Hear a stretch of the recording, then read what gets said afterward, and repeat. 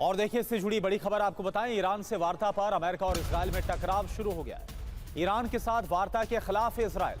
US Iran की वार्ता पर मोसाद चीफ का बयान आया है। ईरान में सत्ता परिवर्तन तक युद्ध नहीं रुकने वाला। ईरान के खिलाफ इजराइल का ऑपरेशन अधूरा है और इजराइल, हालांकि ये पहले सामने आ रहा है कि डे 1 से वो वार्ता के खिलाफ था और अब मोसाद चीफ की तरफ से खुलकर ये बात कही गई है। तो ईरान में सत्ता परिवर्तन तक जंग चाहता है इजराइल। अमेरिका और इजराइल का रुख आप देखिए। अमेरिका 2 दिन में फिर से ईरान से वार्ता होगी, लेकिन इजराइल क्या बोल रहा है? ईरान के खिलाफ ऑपरेशन जारी है। और क्या जानकारी, अमेरिका और इजराइल का रुख कितना अलग है ये आपको बताया। अब इजराइल की रणनीति क्या है ये आप समझिए। ईरान में इस्लामिक शासन तक युद्ध जारी रहेगा, ये इजराइल की तरफ से रणनीति नजर आ रही है।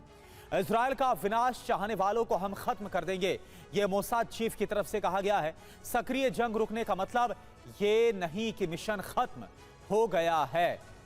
अब सवाल क्या है, क्या ईरान के साथ वार्ता पर यूएस और इजराइल के बीच में टकराव और ज्यादा बढ़ गया है कि खुलकर बयानबाजी हो रही है? जिस तरह से मोसाद चीफ की तरफ से कहा गया, ईरानी बैलिस्टिक मिसाइल भंडार को भी इजराइल खत्म करना चाहता है, क्योंकि उसे अपने लिए एक बहुत बड़ा खतरा इजराइल मानता है। तो अमेरिका की नाकेबंदी को 24 घंटे से ज्यादा का वक्त हो गया, लेकिन होर्मुज खुलेगा, इसके आसार नजर बिल्कुल नहीं आते। ईरान जहां अपनी जिद पर अड़ा है, तो वहीं डोनाल्ड ट्रंप के सामने सबसे बड़ी चुनौती होर्मुज स्ट्रेट में बिछा बारूद है, जिसे हटाना आसान नहीं। यही वजह है कि ट्रंप बार बार नेटो देशों से मदद मांग चुके हैं, लेकिन उन्हें निराशा के अलावा कुछ हाथ नहीं लगा। ऐसे में अब सुपर पावर ने खुद होर्मुज में बिछी ईरानी माइंस को हटाने का अभियान शुरू कर दिया है। लेकिन सवाल यह है कि क्या अमेरिका को इसमें कामयाबी मिलेगी, या अमेरिका के वर्चस्व पर यह सबसे बड़ा धब्बा होने वाला है? आप इस रिपोर्ट में देखिए। है कि जल्द होर्मुज से माइन हटाने का काम शुरू होगा, ताकि यहां से पहले की तरह बिना डरे जहाजों की आवाजाही हो सके। इसके लिए अमेरिका ने पैसिफिक से 2 माइन स्वीपर शिप्स को अरब सागर भेजा है।